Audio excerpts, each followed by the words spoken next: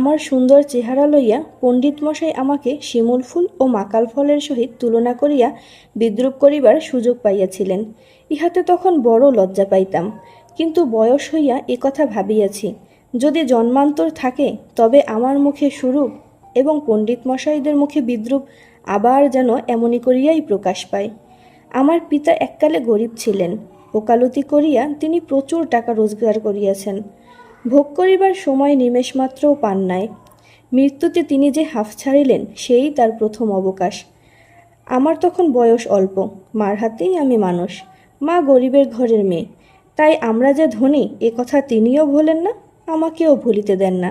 শিশুকালে আমি কোলে কোলেই মানুষ, বোধ করি সেই জন্য শেষ পর্যন্ত আমার পুরোপুরি বয়সই হইল না। আজও আমাকে দেখিলে মনে হইবে আমি অন্নপূর্ণার কোলে গজাননের ছোট ভাইটি। আমার আসল অভিভাবক আমার মামা, তিনি আমার চেয়ে বড়জোর বছর 6 বড়, কিন্তু ফলগুড় বালির মতো তিনি আমাদের সমস্ত সংসারটাকে নিজের অন্তরের মধ্যে শুষিয়া লইয়াছেন। তাহাকে না খুঁড়িয়া এখানকার এক গণ্ডূষও রস পাইবার জো নাই। এই কারণে কোনো কিছুর জন্যই আমাকে কোনো ভাবনা ভাবিতে হয় না।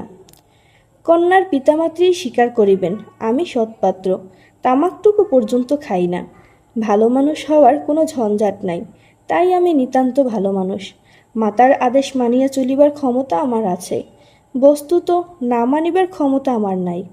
অন্তঃপুরের শাসনে চলিবার মতো করিয়াই আমি প্রস্তুত হইয়াছি। যদি কোনো কন্যা স্বয়ম্বরা হন তবে এই সুলক্ষণটি স্মরণ রাখিবেন। অনেক বড় ঘর হইতে আমার সম্বন্ধ আসিয়াছিল, কিন্তু মামা, যিনি পৃথিবীতে আমার ভাগ্যদেবতার প্রধান এজেন্ট, বিবাহ সম্বন্ধে তার একটা বিশেষ মত ছিল। ধনী কন্যা তার পছন্দ নয়, আমাদের ঘরে যে মেয়ে আসিবে সে মাথা হেট করিয়া আসিবে, এই তিনি চান। অথচ টাকার প্রতি আসক্তি তার অস্থিমজ্জায় জড়িত। তিনি এমন বেহাই চান যাহার টাকার নাই অথচ যে টাকা দিতে কসুর করিবে না, যাহাকে শোষণ করা চলিবে অথচ বাড়িতে আসিলে